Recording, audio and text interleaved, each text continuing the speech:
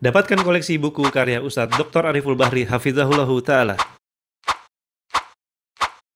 Dan miliki segera buku Ulama Mazhab dan Manhaj. Wa asyhadu anna Muhammadan 'abduhu wa rasuluhu la nabiyya ba'da amma ba'd. Ya ayyuhalladzina amanu taqullaha haqqa tuqatih wa la tamutunna illa wa antum muslimun. Ya ayyuhan nasu taqu rabbakum alladzi khalaqakum min nafsin wahidah wa khalaqa minha zawjaha wa batha minhuma rijalan katsiran wa nisaa'a wattaqullaha alladzi tasaalun. Islam, saudara kaum muslimin, para tetamu Allah rahimani wa rahimakumullah. Alhamdulillah, Allah subhanahu wa ta'ala kembali memberikan kesempatan kepada kita bersama untuk bisa bersua dan berjumpa di dalam masjid Rasulullah sallallahu alaihi wasallam dalam rangka mendengarkan ayat-ayat Allah ataupun hadis-hadis Rasulullah sallallahu alaihi wasallam. Karena di antara keutamaan yang paling mulia dikala kita berada di kota Madinah, terkhusus di dalam masjid Rasulullah sallallahu alaihi wasallam, adalah dengan belajar agama Allah subhanahu wa ta'ala, yang itu merupakan warisan dari Rasulullah sallallahu alaihi wasallam. Sehingga dengannya di antara salah satu nama kota Madinah adalah Baitul Ilmi, karena memang ilmu agama diajarkan oleh Nabi sallallahu alaihi wasallam di kota Madinah. Dan para sahabat yang menerima agama tersebut dari Nabi sallallahu alaihi wasallam menyampaikan kepada kita bersama, sehingga siapapun yang datang ke kota Madinah dengan tujuan belajar agama Allah Azza wa Jalla, maka dia sama dengan orang yang sedang berjihad di jalan Allah Subhanahu wa ta'ala. Sehingga kita yang ada di kota Madinah dan berada di dalam Masjid Nabawi tentunya ingin mengambil keutamaan yang luar biasa ini, yaitu bagaimana kita memanfaatkan waktu kita dikala berada di dalam Masjid Nabawi untuk belajar agama Allah ataupun hadis-hadis Nabi, yang mana itu merupakan warisan Rasulullah sallallahu alaihi wasallam. Kemudian salawat beriringkan salam semoga senantiasa tercurahkan buat junjungan alam Nabi kita yang mulia, uswah dan qudwah kita bersama, Muhammad bin Abdullah sallallahu alaihi wasallam, manusia yang wajib bagi kita untuk mencintainya. Bahkan Allah Subhanahu wa taala menyebutkan an-nabiyyu aula bil mu'minina min anfusihim. Ketahuilah wahai orang-orang yang beriman, sesungguhnya kecintaan yang kalian berikan kepada Nabi sallallahu alaihi wasallam harus melebihi kecintaan kalian kepada diri kalian sendiri. Itulah mencintai Rasulullah sallallahu alaihi wasallam. Tidak sama dengan kita mencintai yang lainnya. Dan cinta kepada Rasulullah sallallahu alaihi wasallam adalah berusaha melakukan apa yang diperintahkan oleh Allah dan menjauhi apa yang dilarang oleh Allah Subhanahu wa taala. Karena apabila kita melakukan yang demikian, ketaatan kita kepada Allah artinya ketaatan kita kepada Rasulullah sallallahu alaihi wasallam. Makanya Allah menyebutkan may yuti'ir rasul faqad ata'a Allah. Barang siapa yang taat kepada rasulnya, yaitu kepada Muhammad bin Abdullah, maka dia sudah taat kepada Allah Subhanahu wa taala. Dan itu adalah bagian kita mencintai rasul kita yang mulia Muhammad bin Abdullah. Bahkan ikhwatul Islam, ada salah seorang sahabat yang dia sangat bahagia dikala bertemu dengan Nabi sallallahu alaihi wasallam. Namun setiap kali dia berpisah dengan Nabi, maka dia merasa bersedih. Dan dia mengungkapkan kesedihannya dengan beberapa macam alasan. Dan di antara alasannya dia mengatakan kepada keluarganya, di dunia kita bisa bertemu dengan Nabi sallallahu alaihi wasallam, tapi kalau di akhirat kita tidak tahu apakah kita bisa bertemu dengan Nabi atau tidak. Karena kalau seandainya Nabi wafat, maka Nabi sudah pasti mendapatkan surga yang terbaik dari Allah Azza wa Jalla. Tapi kalau kita yang wafat, maka kita belum tahu apakah masuk surga atau masuk neraka. Kemudian kalaupun kita masuk surga, kata sahabat ini, kalaupun kita masuk surga, maka surga kita tidak akan pernah sama dengan surga Nabi sallallahu alaihi wasallam. Kemudian kalimat yang dibacakan dan yang disampaikan oleh sahabat ini sampai ke telinga baginda Rasulullah sallallahu alaihi wasallam, namun Nabi belum bisa memberikan tanggapan. Maka di saat itulah Allah Subhanahu wa taala menurunkan sebuah ayat yang sangat indah. Allah Subhanahu wa taala menyebutkan, وَمَنْ يُطِعِ اللَّهَ وَالرَّسُولَ فَأُولَئِكَ مَعَ الَّذِينَ أَنْعَمَ اللَّهُ عَلَيْهِمْ مِنَ النَّبِيِّينَ وَالصِّدِّيقِينَ وَالشُّهَدَاءِ وَالصَّالِحِينَ وَحَسُنَ أُولَئِكَ رَفِيقًا. Barang siapa yang taat kepada Allah dan taat kepada Rasulnya, maka Allah akan kumpulkan mereka bersama para nabi, bersama para ulama, bersama para syuhada, bersama orang-orang yang saleh. Apa makna daripada ayat ini? Apa kandungan yang terdapat yang bisa kita ambil dari ayat ini? Bahwa ternyata harapan kita berkumpul bersama Nabi di dalam surga itu masih banyak. Kalau seandainya ada di antara kita yang mengatakan, ya Allah, kumpulkan aku di dalam surga bersama baginda Rasulullah SAW, maka doa dia ini bukanlah termasuk di antara doa yang berlebihan. Karena memang kemungkinan kita bisa berkumpul dengan Nabi SAW di dalam surga dengan alasan ayat ini, dan itu adalah di antara bentuk ayat yang menjawab kegelisahan yang keluar dari lisan sahabat yang tadi kita sebutkan. Karena kita tahu amalan kita tidak akan pernah sama dengan amalan Nabi. Amalan Nabi mulia, sempurna, sedangkan kita tidak pasti. Makanya sahabat ini mengatakan, kalaupun kita masuk surga, tidak mungkin surga kita sama. Maka Allah turunkan ayat ini, kalau seandainya kalian ingin masuk surga, dan surga kalian berbarengan dengan baginda Nabi yang mulia, dengan arti kata kalian ingin bertetangga dengan Nabi, maka ingat awal ayatnya, wa may yuti'illaha war rasula fa ulaik, barang siapa yang taat kepada Allah dan taat kepada Rasulnya. Apa maknanya? Kalau kita ingin masuk surga bergandengan dengan baginda Nabi yang mulia, maka syarat mutlak yang harus kita lakukan adalah taat kepada Allah Subhanahu wa taala dan taat kepada Rasulnya. Mentaati Allah dan mentaati Rasulnya merupakan sebuah ibadah, tapi ibadah ini bukan ibadah yang ringan, ibadah yang butuh akan perjuangan, ibadah di mana kita wajib melakukan apa yang Allah perintahkan, apa yang Rasul perintahkan, ibadah yang diwajibkan bagi kita meninggalkan apa yang Allah larang, apa yang Nabi larang, ibadah yang dianjurkan, yang diwajibkan bagi kita untuk beribadah kepada Allah Subhanahu wa taala sesuai dengan bimbingan Rasulullah sallallahu alaihi wasallam, dan itu semua adalah bagian daripada cinta kepada Rasulullah sallallahu alaihi wasallam. Siapa di antara kita yang tidak ingin masuk ke dalam surga kemudian bergandengan dan berdampingan dengan Rasulullah sallallahu alaihi wasallam? Semua kita menginginkannya. Tapi apakah semua kita bisa mendapatkan yang demikian? Maka jawabannya dikembalikan kepada kita masing-masing. Kalau seandainya kita berusaha betul-betul taat kepada Allah, taat kepada Rasulnya, dengan melaksanakan apa yang Allah perintahkan, meninggalkan apa yang Allah larang, atau dengan arti kata yang kita kenal dengan takwa, maka harapan bersama baginda Nabi yang mulia di dalam surga itu sangat memungkinkan. Dan tentunya doa dan harapan kita bersama, semoga Allah Subhanahu wa taala masukkan kita bersama ke dalam surga bersama baginda Rasulullah sallallahu alaihi wasallam. Allahumma salli ala Muhammad wa ala ahli baitihi wa ala azwajihi wa dhurriyyatihi kama sallaita ala Ibrahim wa ala ali Ibrahim innaka Hamidum Majid. Allahumma barik ala Muhammad wa ala ahli baitihi wa ala azwajihi wa dhurriyyatihi kama barakta ala Ibrahim wa ala ali Ibrahim innaka Hamidum Majid. Ikhwatul Islam, saudara kaum muslimin, para tetamu Allah rahimani wa rahimakumullah.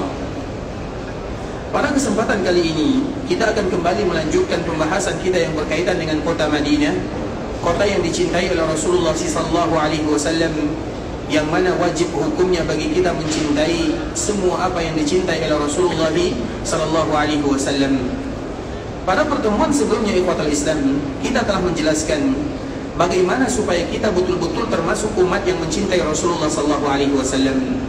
Maka kita telah menyebutkan ada 4 poin yang harus kita ketahui: ta'atuhu fima amar, wa tasdiquhu fima akhbar, wa jitinabu ma naha anhu wa zajar, wa alla yu'badallahu illa bima syara'. Agar kita bisa mencintai Nabi sallallahu alaihi wasallam, maka kita harus melewati 4 tahapan. Yang pertama, kita taat kepada apa yang Nabi perintahkan. Yang kedua, kita membenarkan apa yang Nabi kabarkan. Yang ketiga, kita meninggalkan apa yang Nabi larang kita untuk melakukannya. Dan yang keempat, wa alla yu'badallahu illa bima syara'a. Tidak boleh bagi kita beribadah kepada Allah kecuali dengan apa yang disyariatkan oleh Rasulullah sallallahu alaihi wasallam. Artinya jalur kita beribadah kepada Allah harus melewati Nabi kita yang mulia sallallahu alaihi wasallam. Karena agama ini disampaikan oleh Allah Subhanahu wa taala lewat Nabi, dan Nabi menyampaikan agama kepada kita, sehingga tidak mungkin kita beragama dan beribadah kepada Allah kecuali menjadikan Rasulullah sallallahu alaihi wasallam sebagai suri tauladan dalam kehidupan. Makanya kalimat ini ikhwatul Islam, wa alla yu'badallahu illa bima syara'. Tidak boleh bagi kita beribadah kepada Allah kecuali sebagaimana yang telah diajarkan oleh Nabi sallallahu alaihi wasallam, atau yang diperintahkan oleh Nabi SAW bagi kita melakukannya. Karena dalam masalah ibadah kita harus mengetahui hukum asal dalam masalah ibadah. Hukum asalnya itu tidak boleh bagi kita melakukannya. Jangan kita beribadah sampai kita mengetahui apa alasannya, apa perintahnya, bagaimana argumennya, dan mana dalilnya. Itu adalah hukum asal daripada ibadah. Sedangkan hukum asal daripada muamalah atau hukum asal daripada sesuatu yang ada di dunia, apapun itu hukum asalnya, adalah boleh bagi kita melakukannya. Yang berkaitan dengan perkara dunia, lakukan sebebas-bebasnya sampai ada yang melarangnya. Itu adalah perbezaan antara perkara dunia dengan perkara ibadah. Kalau masalah ibadah, jangan dulu lakukan sampai bagaimana kita tahu bagaimana cara kita beribadah kepada Allah Azza wa Jalla. Kalau dalam masalah dunia, masalah apapun, jangan pernah ditanya mana dalilnya, tidak boleh. Tapi lakukanlah. Yang ditanya itu mana larangannya, itu kalau masalah dunia. Tapi kalau masalah ibadah, maka yang ditanya mana argumennya, mana contohnya dari baginda Rasulullah sallallahu alaihi wasallam. Mengapa demikian ikhwatul Islam? Karena kita takut kalau seandainya nanti kita beribadah kepada Allah, ibadah kita tidak diterima oleh Allah Azza wa Jalla.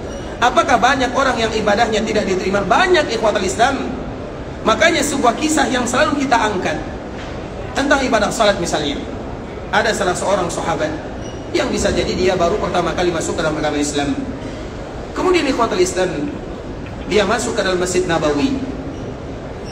Ketika masuk ke dalam Masjid Nabawi, dia pun melakukan ibadah salat. Karena memang di antara salah satu sunnah kita, apabila masuk ke dalam masjid, tidak boleh kita duduk sampai kita melakukan salat. Salat apapun namanya, tidak boleh bagi kita masuk ke dalam masjid sampai kita melakukan ibadah salat. Salat apapun namanya, baik itu salat sunnah ataupun salat wajib. Bisa dipahami? Jadi tidak mesti salatnya 2 rakaat. Misalnya ada orang yang masuk ke dalam masjid di waktu zuhur, sampai dia di masjid, maka dikumandangkan azan untuk melaksanakan salat zuhur. Kemudian dia salat zuhur bersama kaum muslimin 4 rakaat. Apakah dia sudah terhitung sebagai orang yang melakukan salat tahiyat? Sudah atau belum? Sudah atau belum? Apa jawabannya? Ini berbeza dua ulama nih, ulama kanan, ulama kiri. Sudah termasuk dia tidak melakukan salat tahiyat atau tidak? Dia masuk ke dalam masjid di waktu zuhur, mungkin dia terlambat karena ada hajat misalnya. Kemudian pas masuk ke dalam masjid, orang langsung mengumandangkan iqamah, kemudian dia ikut melaksanakan salat zuhur bersama kaum muslimin. Apakah dia sudah terhitung sebagai orang yang melaksanakan salat tahiyat? Sudah atau belum? Taib kata Islam, siapa yang berani tanggung jawab? Angkat tangan. Taib. Karena itu kan sholat duhur itu sholat yang wajib, Ustaz. Jadi didahulukan yang wajib daripada yang sunnah. Sholat duhur itu sholat yang wajib. Semua kita tahu sholat duhur sholat wajib. Terus? Yang masuk masjid tadi kan ya. Berarti nanti dia ulang lagi sholat tahiyatnya. Enggak sih. Terus? Pertanyaannya, apakah dia sudah dihitung sebagai orang yang tahiyat? Belum. Kenapa? Karena dia belum mengerjakan sholat yang tahiyat tadi. Karena masuk waktu wajib, jadi dia mengerjakan yang wajib dulu. Siapa mengatakan seperti itu? Riwayat pribadi ya? Tahi, Masya Allah, barakallahu fiik, Allah barak. Masya Allah, syakarallahu lakum. Jawabannya salah ya. Tahi, ikhwatul Islam.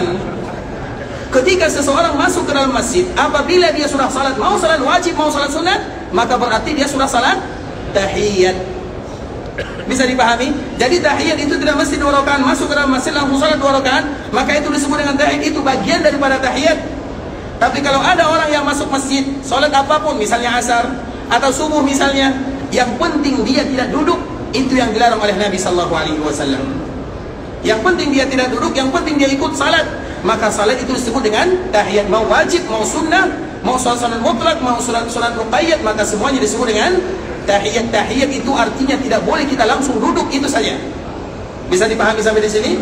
Baik, ikhwatul Islam. Kemudian sahabat ini, dia masuk ke dalam masjid, kebetulan dia melaksanakan salat sunnah. Nabi SAW ada di sana. Dan kita tahu ikhwatul Islam, ketika kita berjumpa dengan saudara di dalam masjid, Mana yang harus kita dahulukan? Berjumpa kawan atau salat dulu? Salat atau berjumpa kawan? Dan kita sering berjumpa dalam Masjid Nabawi. Halo, di mana? Saya di kursi ini misalnya. Dan kita masuk ke dalam masjid. Apa yang pertama kali kita lakukan? Salat atau jumpa kawan? Tentunya hak Allah Subhanahu wa taala harus kita dahulukan dibandingkan dengan hak manusia. Terlepas daripada itu semua, ikhwatul Islam, maka sahabat ini dia melakukan salat. Dikala dia salat, apa yang terjadi? Dia salat di depan Nabi, diperhatikan oleh Nabi. Kemudian setelah dia salat 2 rakaat, maka dia bertemu dan mengucapkan salam kepada Nabi sallallahu alaihi wasallam. Dia mengucapkan assalamu alayka ya Rasulullah. Maka Nabi menjawabnya waalaikumsalam warahmatullahi wabarakatuh. Kemudian belum lagi dia berbicara dengan Nabi sallallahu alaihi wasallam, baru saja Nabi selesai menjawab salamnya, maka Nabi langsung mengatakan irji' fasalli fa innaka lam tusalli. Pergi lagi kembali, ulang salat, karena tadi kamu belum salat. Orang ini sudah salat atau belum? Sudah salat atau belum? Sudah salat, dan di depan Nabi sallallahu alaihi wasallam. Nabi menyaksikan dia salat. Secara gerakan dia sudah salat, tapi secara pahala tidak ada nilai salatnya. Bisa dipahami? Makanya Nabi mengatakan irji' fasalli, ulang lagi, kembali lagi, ulang salatmu, fasalli, salat, fa innaka, sesungguhnya kau lam tusalli, kamu belum salat. Padahal dia salat di depan Nabi, tapi Nabi mengatakan kamu belum salat. Maknanya salatmu tidak ada gunanya, salatmu tidak diterima oleh Allah Azza wa Jalla. Maka orang ini kembali salat.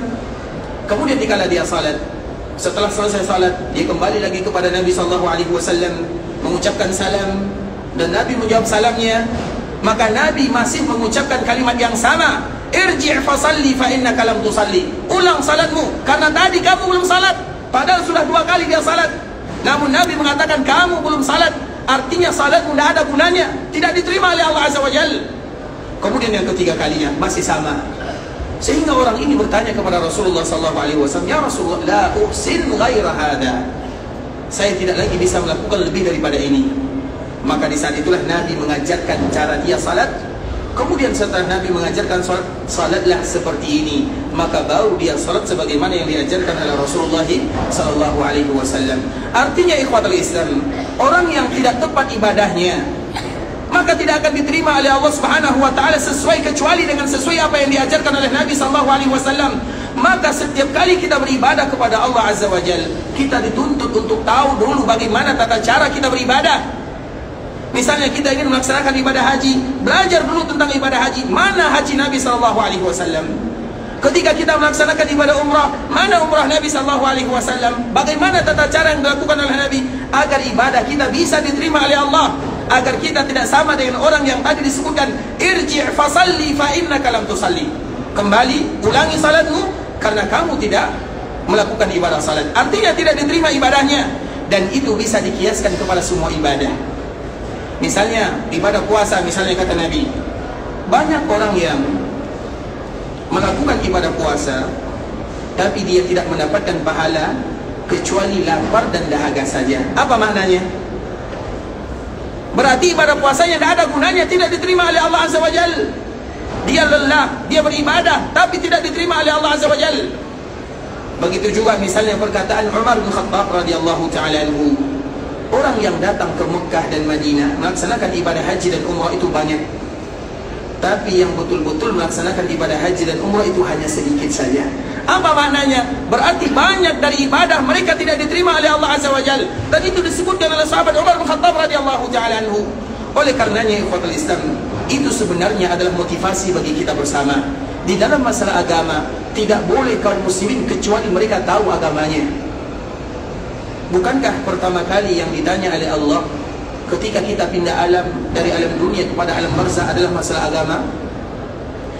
Man rabbuk wa ma dinuk wa man nabiyyuk? Siapa Rabbmu? Apa agamamu? Dan siapa nabimu? Di dalam sebuah riwayat ikhwatul Islam, dan yang ditanya ini bukan orang yang tidak beriman, orang yang beriman kepada Allah, orang yang beriman kepada nabinya, mereka beragama Islam. Namun dikala mereka ingin menjawabnya, maka seolah-olah ingin mereka mengeluarkan suara seolah-olah ingin menjawab. Kemudian di ujung ucapannya, pada akhirnya setelah dia mengatakan dikala ditanya, "Man rabbuk wa ma dinuk wa man nabiyyuk?" maka dia mengatakan di ujungnya dia mengatakan la adri, saya tidak tahu. Para ulama menyebutkan ikhwatul Islam, di dalam hadis memang dituliskan kalimatnya seperti itu, ada kalimat ahnya, artinya dia ingin berbicara. Kenapa demikian? Dijelaskan oleh para ulama. Dulu dia tahu, karena dia beribadah karena dia tahu tentang Allah Azza wa Jalla, dia juga tahu tentang Nabi, dia juga tahu tentang agama, tapi dia tidak mau tahu tentang agamanya, tidak mau, menganggap remeh, menganggap lewat begitu saja. Sehingga di alam barzakh, dikala dia ingin menjawab, maka Allah tutup mulutnya, tidak bisa mengeluarkan kata-kata kecuali Dikala dia tidak bisa menjawabnya, maka di saat itulah dia akan menerima pukulan, yang mana pukulan tersebut kalau dipukulkan ke gunung, kita lihat gunung Uhud misalnya, gunung-gunung yang ada di daerah sini misalnya, kalau dipukulkan kepada gunung-gunung itu akan hancur. Bagaimana kalau dipukulkan kepada jasad kita yang begitu lemah? Kenapa demikian? Karena mereka lalai dalam agamanya.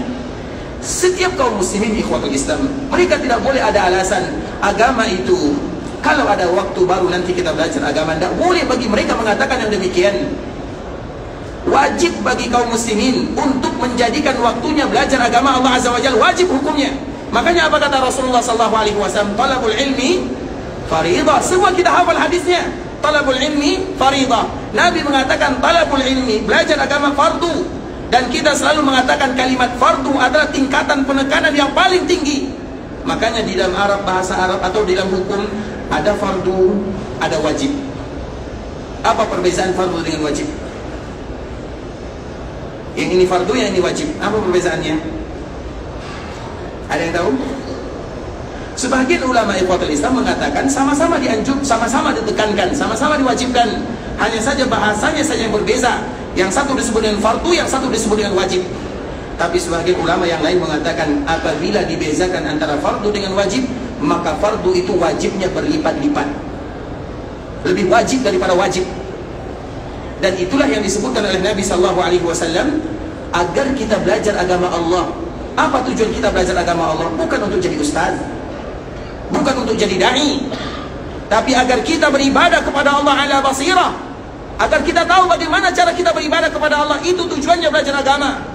Karena belajar itu sendiri adalah bagian daripada beribadah, agar kita beribadah kepada Allah dan bisa diterima amal ibadahnya oleh Allah Azza wa Jalla. Kita sebutkan ikhwatul Islam, misalnya ayat yang dianjurkan bagi kita dan Nabi SAW diperintahkan oleh Allah Azza wa Jalla, surah Al-Maidah. Allah Subhanahu wa taala menyebutkan, "Watlu 'alaihim naba'a bani Adam bil haqq." Wahai Muhammad, hendaklah kamu ceritakan kepada umatmu cerita-cerita orang terdahulu. Makanya di dalam Al-Quran itu ikhwatul Islam, itu rata-rata 2/3 bagian daripada Al-Quran itu isinya cerita. Karena manusia itu saja, yang berbeza hanya zamannya. Dan sejarah akan senantiasa berulang dan berulang, karena manusia tetap dinamakan manusia. Sedangkan masalah dunia ada perkembangan. Makanya di dalam Al-Quran Allah tidak terlalu banyak bercerita tentang dunia, tapi Allah banyak bercerita tentang manusia, tentang sejarah manusia. Karena manusia itu saja, yang mereka lakukan akan sama dengan yang dilakukan oleh sebelumnya. Seperti misalnya Allah menceritakan di dalam Al-Quran tentang orang yang wailul lil mutaffifin, celaka bagi orang-orang yang curang dalam timbangannya. Padahal kejadian ini ribuan tahun sebelum adanya umat Nabi Muhammad SAW. Tapi kenapa diceritakan di Al-Quran? Karena itu akan selalu berulang dan berulang. Begitu juga Allah Subhanahu wa taala menceritakan tentang kaum Nabi Lut. Ketika Nabi Lut berdakwah mengatakan bahwa yang kalian lakukan itu adalah di luar daripada fitrah manusia, maka mereka mengatakan, "Akhriju," keluarkan Lut. Kenapa? Innahum qaumun, karena sesungguhnya Lut itu adalah orang yang sok suci. Artinya Nabi Lut mengajak mereka kepada fitrah, beribadah kepada Allah. Tapi apa jawaban umatnya? Apa jawaban kaumnya? Jangan dengarkan Lut, karena dia orang sok bersih, orang sok suci. Makanya Allah memberikan hukuman yang kita kenal dengan Luti, kaum Luti, yang suka sesama jenis. Dan itu akan selalu terjadi dan terjadi. Semua yang diceritakan di dalam Al-Quran ikhwatul Islam akan selalu terjadi dan terulang. Makanya kenapa Allah bercerita di dalam Al-Quran 2/3. Artinya 2/3 Al-Quran itu cerita. Karena cerita itu akan selalu berulang dan berulang. Dan salah satu cerita yang diabadikan oleh Allah Azza wa Jalla adalah tentang anak Nabi Adam alaihissalam. Makanya Allah memerintahkan kepada Nabi, watlu alaihim, bacakan kepada mereka. Kepada siapa? Kepada kita sebagai umat Nabi. Apa yang dibacakan? Cerita tentang dua orang anak Adam alaihissalam. Kita tidak membahas namanya, tapi kita membahas kejadiannya. Kemudian apa kata Allah Subhanahu wa taala? "Idz qarraba qurbana." Yang mana kedua-duanya mereka beribadah kepada Allah, mereka sama-sama berkorban. Artinya anak Adam ini ada dua orang. Yang diceritakan bukan berarti anak Adam atau Adam hanya memiliki dua orang anak, tidak. Tapi yang diceritakan dua orang. Kemudian mereka berdua sama-sama beribadah kepada Allah Azza wa Jalla. Apa yang terjadi? Fatuqabbila min ahadihima wa lam yutaqabbal minal akhar. Ketika yang satunya beribadah, berkorban, diterima oleh Allah Azza wa Jalla. Yang satunya walam yutaqabbal minal akhar, yang satunya tidak diterima. Itu anak Adam. Dikala mereka berkorban, dikala mereka beribadah, satu diterima, satu tidak. Kita anak siapa? Siapa di antara kita yang bisa memberikan jaminan saya beribadah maka Allah akan terima ibadah saya? Siapa yang bisa menjamin? Tidak ada. Yang bisa kita lakukan adalah berdoa, ya Allah terima amal ibadah kami. Tapi masalah jaminan tidak ada. Bahkan anak Nabi Adam pun dia tidak bisa memberikan jaminan. Bahkan Allah menyebutkan yang satu diterima, yang satu tidak. Kemudian ikhwatul Islam, ketika yang tadi tidak diterima amal ibadahnya marah kepada saudara yang diterima amal ibadahnya, maka dia pun memberikan ancaman, qala la aqtulannak, aku akan membunuhmu. Dan ini adalah pembunuhan yang terjadi di dunia pertama kali. Sehingga apapun dalam bentuk pembunuhan, maka anak Adam ini mendapatkan bagian dosanya. Sebagaimana hadis Rasulullah SAW, karena dialah yang mengajarkan yang namanya manusia membunuh. Itulah yang disebut dengan dosa jariah. Sebagaimana ada pahala jariah, maka di sana ada dosa jariah. Artinya jangan pernah kita membuka pintu keburukan yang mana keburukan tersebut dicontoh oleh orang lain, maka kita akan mendapatkan dosa walaupun kita tidak lagi berada di dunia. Sebagaimana kalau seandainya kita menjadi pembuka pintu kebaikan, maka kita tetap akan mendapatkan pahala walaupun kita tidak lagi berada di dunia, tapi pahala akan selalu mengalir kepada kita bersama. Sehingga dari dua anak Adam ini kita dapat ambil pelajaran. Dia mengancam saudaranya, kenapa ibadahmu diterima, kenapa korbanmu diterima, kenapa aku tidak? Qala la aqtulannak, aku akan bunuh kamu. Kemudian apa jawaban saudara yang tadi diancam untuk dibunuh? Sebelum dia terbunuh, dia memberikan nasihat kepada saudaranya yang ingin membunuh dirinya. Karena dia tidak bisa lari, kemana akan lari? Manusia tidak ada di waktu itu, hanya mereka berdua. Dan dia tidak bisa melawan saudaranya. Maka sebelum dia dibunuh, dia memberikan nasihat. Qal, innama yataqabbalullahu minal muttaqin. Wahai saudaraku, ketahuilah Allah tidak akan pernah menerima amal ibadah kecuali dari mereka-mereka yang bertakwa. Disitulah titiknya, disitulah permasalahannya. Kemudian ikhwatul Islam, setelah dia mengucapkan kalimat ini, saudaranya diberikan nasihat, bagaimana supaya amalmu diterima? Maka jadilah hamba yang bertakwa. Kemudian setelah dia memberikan nasihat kepada saudaranya, pada akhirnya saudaranya karena kemarahannya, karena ibadahnya tidak diterima, maka dia membunuh saudaranya setelah saudaranya memberikan nasihat kepadanya. Nah, setiap kali membaca ayat ini ikhwatul Islam, para ulama, salah satunya sahabat Abu Sa'id Al-Khudri radhiyallahu ta'ala anhu menyebutkan, kalau seandainya, ini sahabat Abu Sa'id Al-Khudri menyebutkan, kalau seandainya aku mengetahui satu sujudku diterima oleh Allah Subhanahu wa ta'ala, maka itu lebih baik bagiku dari dunia dan seisinya. Kalau aku tahu, tapi dia tidak tahu. Kalau para sahabat dia tidak tahu ibadahnya diterima atau tidak, padahal mereka pasti masuk surga. Karena mereka adalah sahabat Rasulullah, manusia yang paling mulia.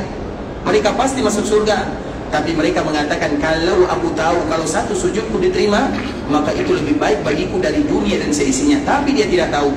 Kalau dia tidak tahu, maka kita lebih tidak tahu apakah ibadah kita diterima atau tidak. Apakah kita sudah betul-betul menjadi orang hamba yang bertakwa atau tidak. Oleh karenanya ikhwatul Islam, kita melakukan yang demikian atau sengaja menyampaikan yang demikian agar kita betul-betul menjadi hamba yang dicintai oleh Allah Subhanahu wa taala dan menjadi umat yang dicintai oleh Nabi sallallahu alaihi wasallam. Karena untuk mencintai Nabi, di antara salah satu jawabannya, wa alla yu'badallahu illa bima syara'. Tidak boleh bagi kita beribadah kepada Allah kecuali sebagaimana yang telah disyariatkan dan yang disampaikan oleh baginda Nabi yang mulia. maka di saat itulah kita mulai berikrar kepada diri sendiri. Setiap kali kita beribadah, maka kita bertanya, bagaimana ibadah ini dilakukan oleh Nabi SAW. Dan kita sekarang belajar agama itu sangat mudah, ikhwatul Islam. Iya, kita belajar agama bukan semuanya, tapi sesuatu yang kita lakukan dalam kehidupan sehari-hari. Kalau semuanya itu mungkin tugas para ulama, mereka yang akan menyampaikan agama kepada kaum muslimin. Tapi tugas kita sebagai orang awam adalah belajar agama, terutama apa yang kita lakukan setiap hari. Makanya kita mulai dari subuh. Dari subuh kita belajar bagaimana bangun subuh Nabi SAW, apa yang dilakukan oleh Nabi. Kemudian Nabi salat subuh, bagaimana salat subuh Nabi SAW. Nabi salam dari salatnya, apa yang dilakukan oleh Nabi SAW. Kemudian apa lagi yang dilakukan oleh Nabi. Begitu juga, begitu seterusnya. Setiap kita beribadah, coba buka sesekali Google, kalau bahasa kitanya, saya melakukan ibadah ini, apa alasannya, apa argumennya, apa dalilnya. Kalau kita tahu, maka nanti kita bertanya dan kita semangat, dan kita pun akan fokus dan kita akan bertekad untuk selalu mengamalkannya. Kalau tidak, maka kita tinggalkan di sana, agar kita termasuk hamba yang betul-betul mencintai Rasulullah SAW. Karena kita masih berbicara tentang cinta kepada Nabi SAW, yang mana wajib kaum muslimin untuk mencintai Nabi melebihi cintanya kepada dirinya sendiri. Nabi sudah berjuang 23 tahun lamanya menyampaikan, berdakwah. Kalau seandainya kita tahu bagaimana dulu para sahabat pertama kali didakwahi oleh Nabi SAW, mereka tidak bisa mengucapkan Allahu Akbar di Ka'bah Al-Musharrafah. Saking takutnya mereka mengungkapkan kalimat ini. Tapi mereka berjuang. Dan yang pertama kali mengangkat suara di kala dakwah Nabi SAW mulai tersebar sedikit demi sedikit adalah sahabat Abdullah bin Mas'ud radhiyallahu ta'ala anhu. Ketika dia menerima dakwah baginda Rasulullah SAW, maka dialah yang pertama kali menjaharkan la ilaha illallah di Ka'bah Al-Musharrafah. Baru saja dia mengatakan kalimat la ilaha illallah di Ka'bah Al-Musharrafah, maka tidaklah dia pulang kepada para sahabatnya kecuali badannya sudah berdarah-darah semuanya. Artinya apa? Begitu sulit mereka mengucapkan kalimat ini secara terang-terangan. Begitulah perjuangan Nabi, begitulah perjuangan para sahabat Nabi di dalam menyampaikan agama, dan kita tinggal mempelajari dan menerimanya. Maka kewajiban kita bersama harus ada andil dalam agama Allah Azza wa Jalla. Dan andil kita yang pertama adalah bagaimana kita mengetahui setiap apa yang kita lakukan. Dan kita tidak beribadah kepada Allah kecuali kita sudah tahu, sudah pasti bahwa ibadah ini dilakukan oleh Nabi, atau dilakukan oleh sahabat Nabi, atau disebutkan oleh para ulama dengan alasan-alasan yang jelas. Makanya kita tidak ingin seperti sahabat yang tadi melakukan ibadah salat, dia salat tidak diterima, dia salat tidak diterima. Begitu juga dengan ibadah yang lainnya. Mengapa demikian, ikhwatul Islam? Karena nanti kalau seandainya kita beribadah dan itu di luar daripada jalur yang dianjurkan oleh Nabi SAW, maka dikhawatirkan bagi kita ibadah kita diterima tidak diterima oleh Allah Azza wa Jalla. Bahkan bukan hanya tidak diterima, tapi bisa jadi kita dengannya mendapatkan beban yang sangat berat setelahnya. Karena agama kita ini, ikhwatul Islam, adalah agama wahyu dari Allah Subhanahu wa ta'ala. Kalau Al-Quran, semuanya pasti Al-Quran itu 30 juz, tidak bertambah, tidak berkurang. Tapi kalau hadis Nabi, itu tidak sama. Karena biasanya perbezaan para ulama itu, ikhwatul Islam, dalam masalah hadis. Kalau masalah Al-Quran 30 juz, jelas 30 juz, tidak bertambah, tidak berkurang. Tapi kalau hadis, disitulah muskilahnya. Mengapa demikian? Kami ceritakan sedikit, ikhwatul Islam, pengalaman dari salah seorang yang bernama Abdullah. Abdullah ini, dia ayahnya adalah Ahmad, jadi namanya adalah Abdullah bin Ahmad. Ahmad ini, dialah yang kita kenal dengan Ahmad bin Hanbal, muridnya Imam Syafi'i rahimahullahu ta'ala. Anaknya bernama Abdullah. Karena Imam Syafi'i dengan Imam Ahmad adalah dua orang imam, guru dengan murid. Karena perbezaan umur mereka tipis. Imam Syafi'i lahir pada tahun wafatnya Imam Abu Hanifah, yaitu tahun 150. Imam Abu Hanifah wafat, bahkan para ulama mengatakan hari itu Imam Abu Hanifah wafat, hari itu pula lah lahirnya Imam Syafi'i. Karena Allah tidak ingin dunia ini terputus dari ulama. Kemudian ikhwatul Islam, lahir Imam Syafi'i tahun 150. Kemudian Imam Ahmad lahirnya pada tahun 164. Berarti berapa perbezaan umur mereka? Sedikit saja, 14 tahun. Sedangkan Imam Syafi'i dengan Imam Malik itu jauh perbezaannya. Karena Imam Malik itu lahir pada tahun 93 Hijriah. Berarti berapa bezanya antara Imam Syafi'i dengan Imam Malik? 57 tahun. Artinya dikala Imam Syafi'i lahir, Imam Malik sudah menjadi ulama di kota Madinah. Sedangkan Imam Ahmad dengan Imam Syafi'i itu dua ulama yang tidak jauh umurnya. Kenapa kita mengatakan yang demikian? Karena Syafi'i dengan Imam Ahmad itu dua ulama yang saling mengambil ilmu satu dengan yang lainnya. Gurunya Imam Ahmad adalah Imam Syafi'i, gurunya Imam Syafi'i adalah Imam Ahmad. Makanya kita jumpai mazhab yang paling dekat adalah mazhab Hambali dengan mazhab Syafi'i. Kenapa demikian? Guru dan murid. Terlepas daripada itu semua ikhwatul Islam, salah satunya adalah Imam Ahmad. Imam Ahmad ini terkenal dengan musnadnya. Musnad itu artinya kumpulan hadis-hadis yang bersanad, maka disebut dengan musnad. Asal katanya sanadun, musnadun, yaitu kumpulan hadis yang ada sanadnya. Kalau kita sekarang menghafal 100 hadis, 500 hadis, 1000 hadis itu biasa, karena tanpa ada sanadnya. Tapi kalau ulama dulu mereka menghafal hadisnya pakai sanadnya, karena yang berat di dalam hadis itu adalah sanadnya. Dari fulan, dari fulan, dari fulan, dari fulan, dari sahabat, dari Rasulullah sallallahu alaihi wasallam. Itulah pekerjaan para ulama. Makanya orang yang paling dekat dengan agama ini ikhwatul Islam adalah orang yang menghabiskan waktunya dengan hadis-hadis Rasulullah sallallahu alaihi wasallam. Terlepas daripada itu semua, Imam Syafi'i juga punya musnad. Jadi Imam Syafi'i bukan hanya ahli fikih saja, salah besar kita. Tapi Imam Syafi'i juga punya kitab hadis namanya Musnad Imam Syafi'i rahimahullahu ta'ala. Tapi dia tidak terlalu terkenal dalam masalah hadisnya. Yang terkenal itu adalah Imam Ahmad rahimahullahu ta'ala. Terlepas daripada itu semua, Imam Ahmad ini dia punya dua orang putra. Yang pertama namanya Saleh, yang kedua namanya adalah Abdullah. Saleh ini lebih kepada fikih, Abdullah ini lebih kepada hadis.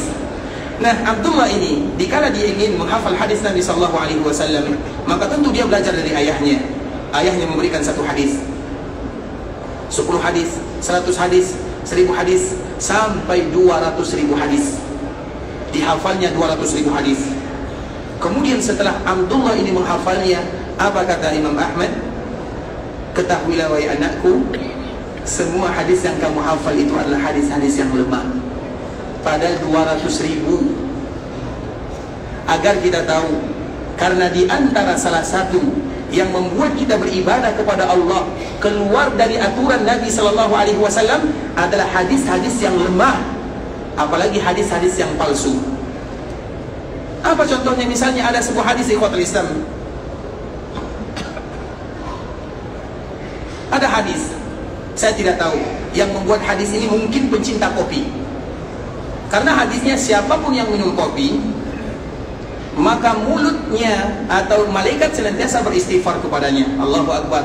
Ini hadis ini kalau disampaikan kepada pencinta kopi, bukan setiap hari mereka ngopi, setiap jam, bahkan setiap menit mereka ngopi, karena malaikat senantiasa minta ampun kepadanya. Hadis seperti ini ikhwatul Islam ada lagi misalnya. Makanya Imam ada salah seorang ulama, dia menyebutkan kaedah. Hadis-hadis palsu itu ada kaedahnya. Judul kitabnya Al-Manarul Munif. Kemudian dituliskan di dalamnya kaedah-kaedah. Ada lagi misalnya masalah makanan, misalnya masalah bazinjan misalnya. Bazinjan itu terong misalnya. Terong, siapa yang memakannya maka pahalanya ini dan itu. Terong, bisa jadi dia suka kepada terong, makanya buat hadis terong. Atau bazinjan. Dan itu banyak sekali ikhwatul Islam. Ada orang yang cinta suatu daerah, maka dia buat hadisnya, daerah ini adalah daerah ini dan ini dan ini, keutamanya ini dan ini. Tidak ada daerah yang keutamaannya mulia kecuali Makkah, Madinah, Arafah, Muzdalifah dan daerah-daerah yang disebutkan oleh Nabi sallallahu alaihi wasallam. Kemudian tiba-tiba dia membuat hadis ini. Dan agar kita tahu bahwa salah satu yang membuat orang itu menyimpang dari agama Nabi sallallahu alaihi wasallam, tersebarnya hadis-hadis yang tidak bisa dipertanggungjawabkan. Dan itu jumlahnya sangat banyak ikhwatul Islam. Itu yang baru dihafal oleh Abdullah, anaknya Imam Ahmad, itu baru sedikit. Dan dia bisa jadi lebih daripada ratusan ribu hadis yang tersebar, dan semuanya adalah hadis-hadis yang lemah. Dan gara-gara hadis yang lemah inilah banyak di antara kaum muslimin mereka beribadah kepada Allah Subhanahu wa taala, tentu ibadahnya mereka menyimpang dari apa yang disebutkan oleh Rasulullah sallallahu alaihi wasallam. Dan kita tidak tahu ini hadis ini kuat atau tidak, hadis ini lemah. Maka di saat itulah kita bertanggung jawab. Karena kita ini ikhwatul Islam, yang bertanggung jawab bukan orang lain. Yang bertanggung jawab terhadap diri kita adalah diri kita sendiri.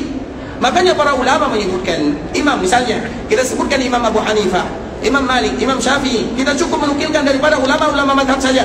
Kalian tidak halal bagi kalian mengambil dari kami. Tidak halal kalian mengambil dari kami sampai kalian mengetahui dari mana kami mengambilnya. Contoh misalnya, ikhwatul Islam, Imam Syafi'i rahimahullah, karena Imam Syafi'i ini adalah imam yang punya banyak cerita rahimahullah ta'ala, imamnya dunia. Imam Syafi'i adalah umat milik kaum muslimin semuanya. Dia ikhwatul Islam pernah ditanya tentang masalah hukum. Kemudian dikala dia menyampaikan hukum, maka dia mengatakan hukumnya seperti ini dan dalilnya seperti ini. Kita tahu Imam Syafi'i rahimahullah orang yang paling cerdas. Kemudian ikhwatul Islam, maka orang ini mulai bertanya, kalau menurut kamu wahai imam, apa jawabannya?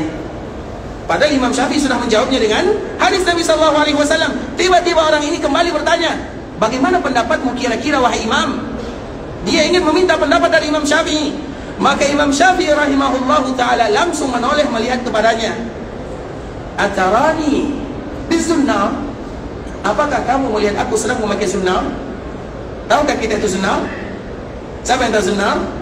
Sunnah itu ikhwatul Islam, kami mohon maaf ya, zunar itu karena dulu pakaian orang semuanya sama, apapun agamanya pakaiannya sama, apalagi agama Ahlul Kitab. Dan salah satu pakaiannya adalah pakaian saub. Saub ini ikhwatul Islam pakaian semuanya.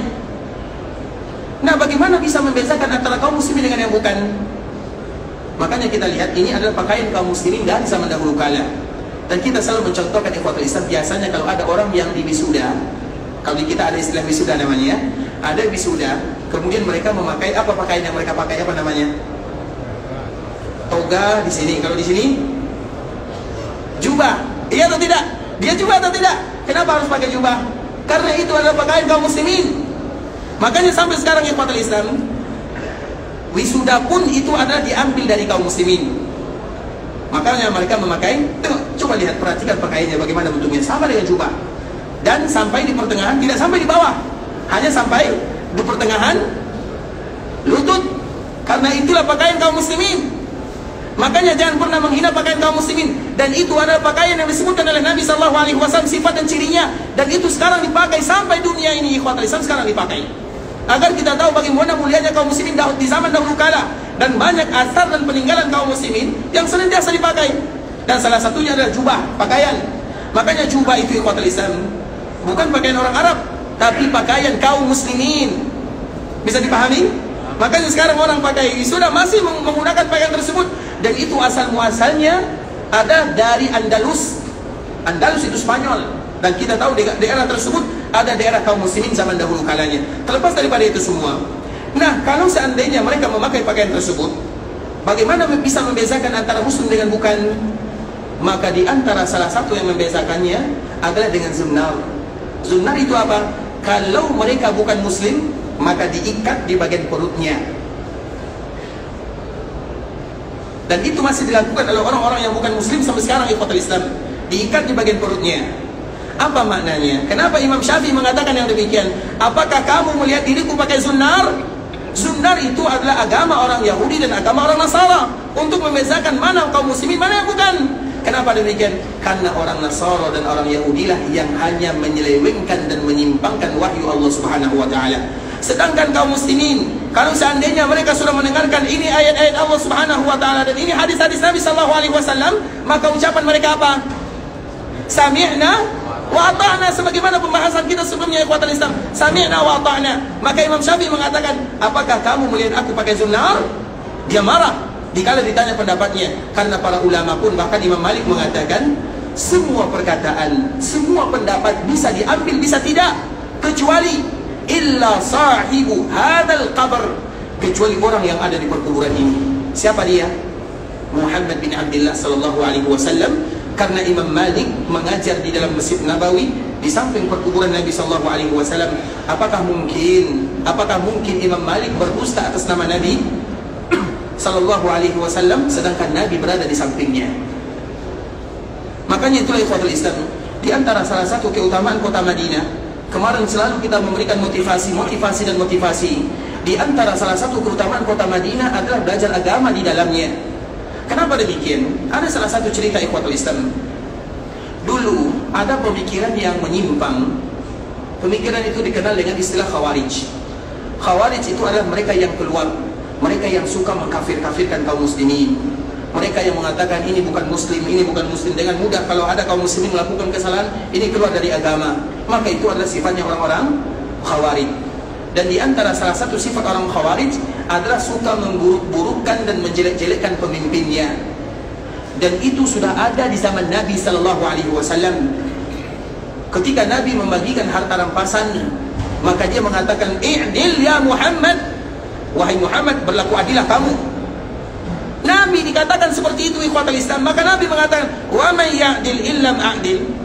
Siapa lagi yang akan berlaku adil kalau aku tidak adil? Artinya Nabi saja, mereka berani mengatakan yang demikian. Kemudian apa kata Nabi? Maka orang ini pun pergi meninggalkan Nabi setelah menegur Nabi. "I'dil ya Muhammad."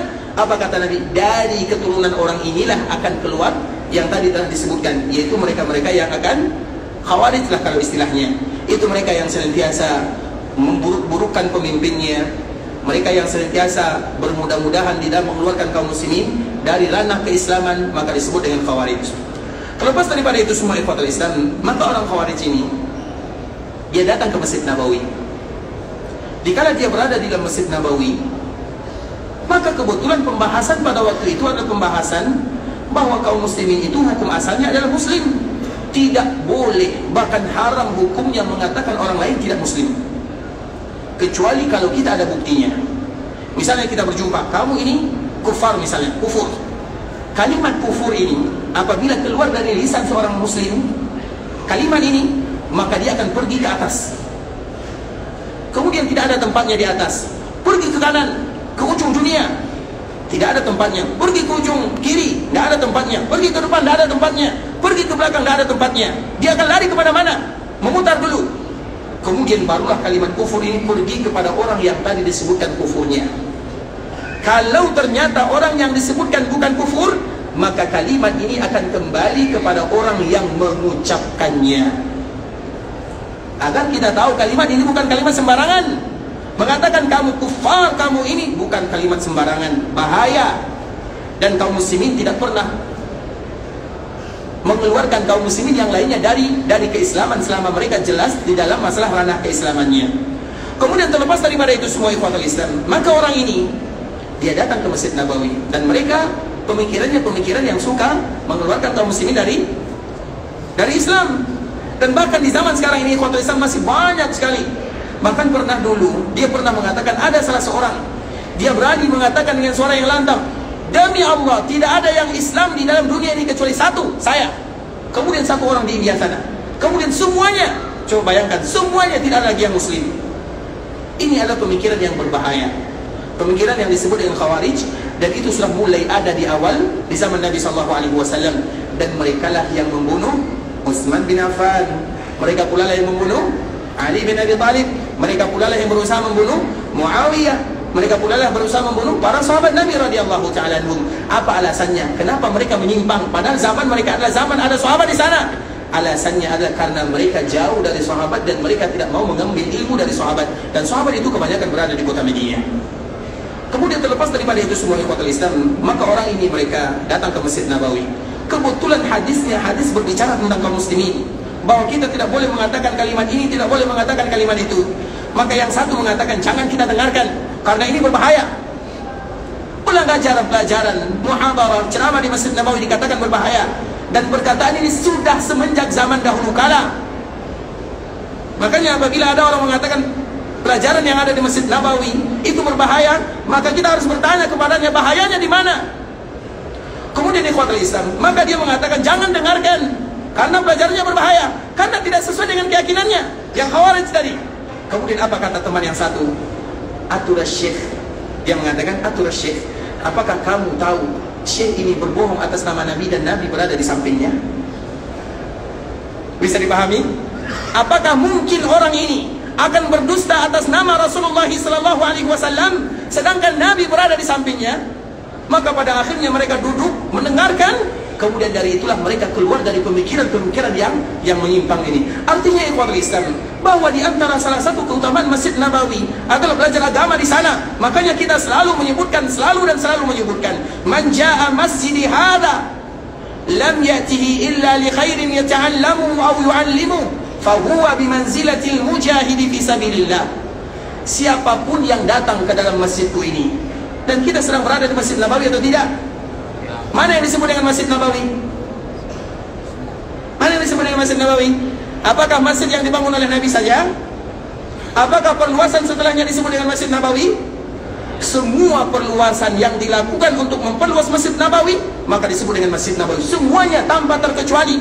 Kalau seandainya Masjid Nabawi ini diperluas sampai ke daerah Yaman, maka semuanya akan disebut dengan Masjid Nabawi. Artinya tidak ada batasannya.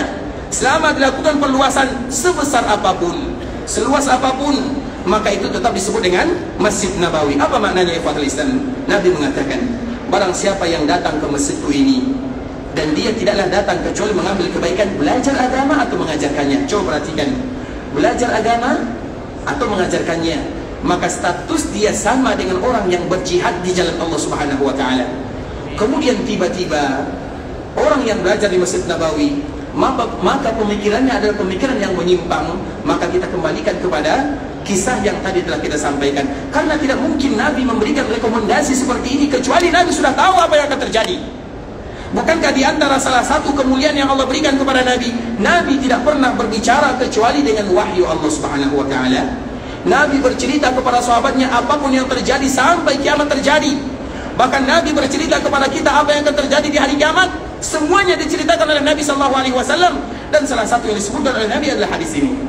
Apa maknanya ikhwatul Islam? Itu merupakan kesempatan bagi kita bersama dikala kita berada di kota Rasulullah, apalagi dikala kita berada di dalam Masjid Nabawi, kesempatan bagi kita belajar agama untuk kenal dengan Allah, kenal dengan Nabi, kenal dengan agama sangat banyak. Agar kita beribadah kepada Allah ala bayyinah, ala basirah. Kita beribadah kepada Allah Subhanahu wa taala tidak keluar dari jalur yang diajarkan oleh Rasulullah sallallahu alaihi wasallam. Kenapa demikian di ikhwatul Islam? Karena bisa memberikan bahaya yang luar biasa. Apa bahayanya? Kita tahu di dunia tidak ada seorang pun yang bisa melihat Nabi dalam dunia nyata kecuali namanya sahabat Rasulullah sallallahu alaihi wasallam. Bisa dipahami? Tidak ada orang yang bisa melihat Nabi dalam dunia nyata hadir dalam bentuk wujud aslinya kecuali mereka adalah sahabat Rasulullah sallallahu alaihi wasallam. Dan memang itulah kelebihan sahabat Nabi. Sahabat Nabi, siapa yang tahu apa pengertian sahabat Nabi? Sahabat Nabi itu sifatnya ada 3. Beriman, wafat dalam keadaan keimanan, dan melihat Nabi sallallahu alaihi wasallam atau berjumpa dengan Nabi. Coba kita perhatikan baik-baik. Ini adalah 3 sifat sahabat. Beriman, berjumpa dengan Nabi atau melihatnya, karena ada di antara sahabat yang buta, maka mereka tidak melihat Nabi, tapi mereka berjumpa dengan Nabi. Kemudian mereka wafat dalam keadaan iman. Beriman bisa jadi sahabat, bisa jadi bukan sahabat, dan semuanya tidak masuk. Wafat dalam keadaan iman juga demikian, kita juga ingin wafat dalam keadaan iman. Satu saja yang tersisa dari sahabat lagi, yaitu mereka melihat dan berjumpa Nabi sallallahu alaihi wasallam. Makanya kalau ada orang yang mengatakan di zaman sekarang dia melihat Nabi dalam wujud nyata, maka ketahuilah itu sahabat Rasulullah sallallahu alaihi wasallam. Iya atau tidak? Kalau mereka melihat Nabi, apa beza mereka dengan sahabat Nabi? Apa? Itu kalau mereka tidak bertemu. Semua kita tidak bertemu. Tapi kalau ada yang bertemu dengan Nabi, maka mereka dipastikan adalah sahabat Nabi sallallahu alaihi wasallam. Artinya tidak ada. Sahabat itu masih ada atau tidak? Habis masa sahabat itu habis. Akhirnya tahun 120 Hijriah. Tahun 120 Hijriah itu adalah akhir masa sahabat tidak ada lagi di dunia. Makanya generasi setelahnya mereka tidak disebut dengan sahabat, disebut dengan tabi'in. Tabi'in itu ikhwatul Islam, banyak di antara mereka yang lebih ibadahnya, lebih zuhudnya, lebih semuanya. Tapi kenapa mereka tidak disebut dengan sahabat? Karena mereka tidak bisa melihat Rasulullah sallallahu alaihi wasallam. Karena melihat Nabi itu ikhwatul Islam, itu adalah kemuliaan yang Allah berikan kepada mereka-mereka yang ada di dunia, dan itu tidak didapatkan kecuali oleh sahabat Rasulullah sallallahu alaihi wasallam. Makanya para sahabat, apapun yang kita lakukan dalam bentuk ketaatan tidak akan pernah bisa menyaingi mereka sedikit pun. Sehingga Nabi memberikan perumpamaan, kalau ada di antara kalian yang berinfak di jalan Allah dengan menggunakan emas, dan emas tersebut beratnya sama dengan berat bukit Uhud. Berapa berat bukit Uhud? Berapa? Saya juga tidak tahu. Artinya saking beratnya, dan itu emas semuanya. Kita membayangkan saja sulit, emas sebesar bukit Uhud. Kalau ada, kemudian dia infakkan semuanya di jalan Allah, maka apa kata Nabi? Tidak akan pernah sama dengan infak yang diberikan oleh para sahabat dengan 5 butir, 10 butir pohon kurma, atau 5 butir kurma, tidak akan pernah sama. Karena Allah muliakan mata mereka dengan melihat Rasulullah SAW. Itulah kemuliaannya. Makanya melihat Nabi di dunia sudah habis masanya, tapi satu-satunya cara adalah lewat mimpi. Kalau dalam mimpi silakan, tidak menjadi masalah. Dan kita berharap kepada Allah agar kita bisa melihat Nabi dalam mimpi. Tapi yang kita lihat itu betul-betul Nabi. Karena syaitan tidak pernah bisa menyerupai Nabi, tapi syaitan bisa mengaku dirinya Nabi. Bisa dipahami? Syaitan tidak pernah bisa menyerupai Nabi, tapi syaitan bisa mengatakan dirinya Nabi. Dan selalu kita ceritakan ikhwatul Islam, ada orang yang melihat Nabi dulu ya, ada orang yang melihat Nabi. Ini sepertinya orang yang melihat Nabi ini adalah orang Nusantara. Dia melihat Nabi, ini ceritanya pasti asli, bukan cerita dongeng ya. Ini dia melihat Nabi, kemudian ditanya, karena melihat Nabi itu harus sesuai dengan sifat Nabi itu sendiri. Nah mungkin kita melihat Nabi rambutnya ikal, kita mengatakan rambut Nabi lurus pendek misalnya, salah. Karena Nabi tentunya ada ciri dan sifatnya. Maka dia mengatakan, aku melihat Nabi sedang pakai sarung. Allahu Akbar, pakai sarung. Kemudian disebutkan sifatnya, pakai karofeta, apa namanya, dasi. Kemudian yang paling anehnya, aku melihat Nabi di tangannya ada gudang garam. Artinya ikhwatul Islam, ini kayaknya Nabi dari mana ini? Ada gudang garam. Dia menceritakan dulu, kemudian dia mengatakan ternyata yang saya lihat itu bukan Nabi. Karena dia sudah mulai belajar sifat Nabi A, B, C, dan D misalnya. Nah ada sifat Nabi seperti itu ikhwatul Islam. Artinya apa? Bisa jadi yang dia lihat dulu adalah syaitan yang mengaku dirinya. Dan itu banyak sekali terjadi ikhwatul Islam. Iya, siapapun yang bisa melihat Nabi, maka dia bisa melihat Nabi. Karena syaitan la yatamatsalu bi. Syaitan tidak pernah bisa menyerupai Nabi, iya. Tapi syaitan bisa mengaku Nabi. Bisa dipahamkan? Misalnya dia pergi ke gua, aku adalah Nabi. Bisa jadi, tapi yang berbicara itu adalah, dan itu selalu terjadi ikhwatul Islam. Makanya kejadian yang luar biasa selalu kita angkat, terjadi kepada salah seorang ulama yang luar biasa, semua kita kenal. Namanya adalah Abdul Qadir Al-Jaili. Kita kenal Abdul Qadir Al-Jaili, atau yang lebih populer dengan Al-Jailani, seorang ulama yang berasal dari Baghdad, yang bermadzhab Hambali. Dia adalah ulama kaum muslimin semuanya. Dia pernah kejadiannya berlaku kepadanya. Dikala dia pergi ke padang Sahara, tiba-tiba ada awan. Ada awan yang berkumpul, yang berkumpul di depannya. Coba bayangkan awan. Tiba-tiba awan ini bersuara, Allahu Akbar. Awan ini mengeluarkan suara. Apa suara awan tersebut? Ana Rabbuk. Aku adalah Tuhanmu. Ini bukan sesuatu yang mudah. Makanya orang-orang yang sekarang mengaku Nabi, mengaku Tuhan, bisa jadi mereka melihat awan sebelumnya. Seperti Abdul Qadir Al-Jaili ini. Kemudian ikhwatul Islam, maka Abdul Qadir ini tidak bisa menjawab, karena dia seorang. Dia pun duduk termenung sejenak. Kemudian dia mengatakan, dia angkat kepalanya, ikhsya ya aduwallah. Dia langsung mengatakan kalimat ini, ikhsya ya aduwallah. Berangkatlah, enyahlah, pergilah kamu wahai musuh Allah. Maka awan ini langsung terpecah. Kemudian maka suara ini kembali berbicara, dari mana kamu tahu kalau aku bukan? Dia mengatakan aku Rabbmu. Bukan lagi mengatakan aku nabimu, tapi dia mengatakan aku Rabbmu. Lebih parah lagi, artinya syaitan bisa mengaku mengatakan dirinya nabi, dan bahkan dia bisa mengatakan aku Tuhan. Maka Abdul Qadir ini mengatakan, ikhsya, pergilah kamu yang wahai musuh Allah. Kemudian maka syaitan ini berbicara, dari mana kamu tahu? Maka kemudian terjadilah dialog di antara mereka. Kemudian ujung-ujung cerita, apa kata syaitan ini? Ketahuilah, sudah ribuan orang yang aku sesatkan dengan kejadian ini, dan kamulah yang selamat darinya karena fikirmu dalam agama. Kadang-kadang kita pergi buang air, buang hajat, ada suara, tiba-tiba pulang langsung jadi nabi, karena kurang agama. Maka itulah agama ikhwatul Islam. Jadi agama itu adalah kewajiban. Bagaimana kita belajar agama Allah Subhanahu wa ta'ala? Dan kita belajar agama ini bukan untuk jadi ulama, ingat, tapi untuk beribadah kepada Allah Subhanahu wa ta'ala. Kita ini beribadah kepada Allah. Kemudian nanti kalau kita wafat, kita ditanya oleh Allah, ya Allah, ini adalah ibadah yang aku lakukan sebagaimana yang diajarkan oleh Nabi-Mu. Ini adalah ibadah yang aku lakukan, dan inilah yang diajarkan oleh Nabi-Mu. Karena bagaimanapun setiap kita akan bertanggung jawab terhadap diri masing-masing. Orang lain tidak akan pernah bertanggung jawab atas diri kita, tapi kita yang akan ditanya dan kita yang akan menjawabnya. Maka itulah fungsinya. Dikala kita wafat, maka satu persatu, ingat, bukan berjamaah, tapi satu persatu akan dihadapkan dengan Allah. Laisa bainahu wa bainahu turjuman. Semua kita akan dihadapkan dengan Allah, dan kita akan berdiri di hadapan Allah satu persatu fi kanaf. Kanaf itu artinya tempat yang tidak ada orang kecuali kita seorang saja. Kemudian di saat itulah Allah menanyakan semuanya, dan itulah yang disebut dengan hisab. Semua kita akan ditanya di sana. Maka di antara salah satu doa yang selalu kita bacakan, Allahumma hasibni hisaban yasira. Siapa yang hafal doanya? Apa artinya?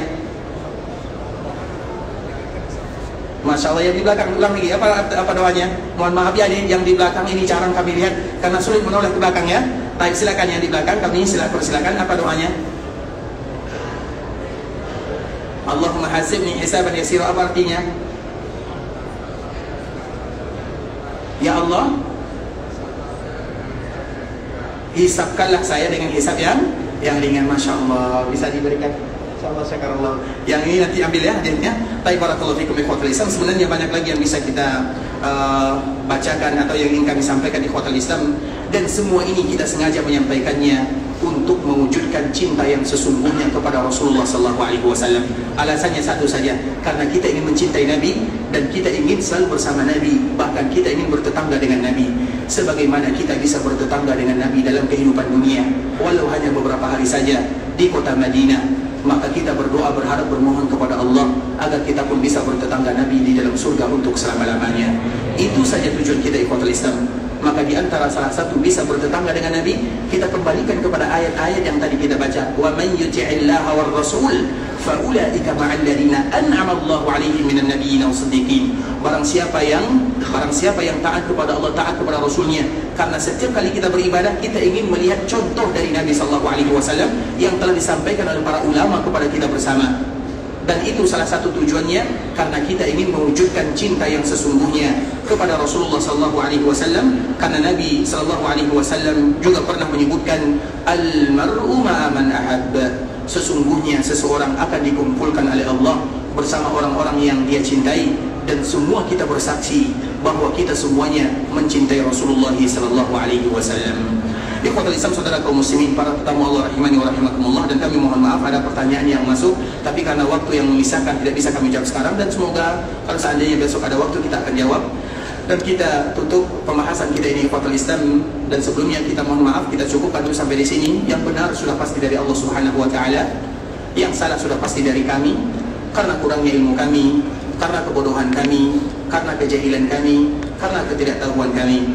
Kami mohon dimaafkan kalau ada kata-kata yang salah, kalimat-kalimat yang kurang tepat, bahasa-bahasa yang kurang bagus, penyampaian yang kurang berkenan, maka kami mohon dimaafkan. Dan kita selalu berharap kepada Allah Subhanahu wa taala, tidaklah kita dikumpulkan oleh Allah di dalam Masjid Nabawi ini dalam rangka mendengarkan ayat-ayat Allah dan hadis-hadis Rasulullah sallallahu alaihi wasallam, kecuali kita bermohon kepada Allah agar Allah turunkan ampunan kepada kita bersama, agar Allah berikan kasih sayangnya kepada kita, agar Allah melapangkan urusan kita semuanya. Kalau ada di antara kita yang ingin pergi meninggalkan Madinah, ingin melaksanakan ibadah umrah di Mekah Al-Mukarramah, semoga Allah menerima semua amal ibadahnya. Allah kabulkan setiap doa dan permintaannya. Allah jadikan umrahnya adalah umratan mabrurah, wa sa'yan mashkura, wa dhanban maghfura. Kalau ada di antara kita yang ingin pulang ke kampung halamannya, semoga Allah mudahkan perjalanannya, dilancarkan urusannya, kembali bersua berjumpa dengan keluarga yang ia tinggalkan dalam keadaan sehat walafiat, dan agar Allah tidak menjadikan ibadah kita ini datang ke Mekah dan Madinah kali terakhirnya. Kita ingin berharap kepada Allah agar selalu kita dipanggil datang ke kota Mekah dan Madinah untuk beribadah kepada Allah Azza wa Jalla. Sebagaimana kita bermohon kepada Allah agar Allah berikan keikhlasan kepada kita dalam beribadah, Allah berikan kepada kita istiqamah dalam agama, dan agar Allah tutup usia kita dengan husnul khatimah. Kita tutup dengan doa kafaratul majlis. Subhanakallahumma bihamdika asyhadu an la ilaha illa anta astaghfiruka wa atubu ilaik. Wa sallallahu wa sallam ala nabiyyina wa habibina wa khalilina wa sayyidina Muhammadin wa ala alihi wa sahbihi wa sallam tasliman katsira. Assalamualaikum warahmatullahi wabarakatuh. يا عبادي الذين أسرفوا على أنفسهم لا تقنطوا من رحمة الله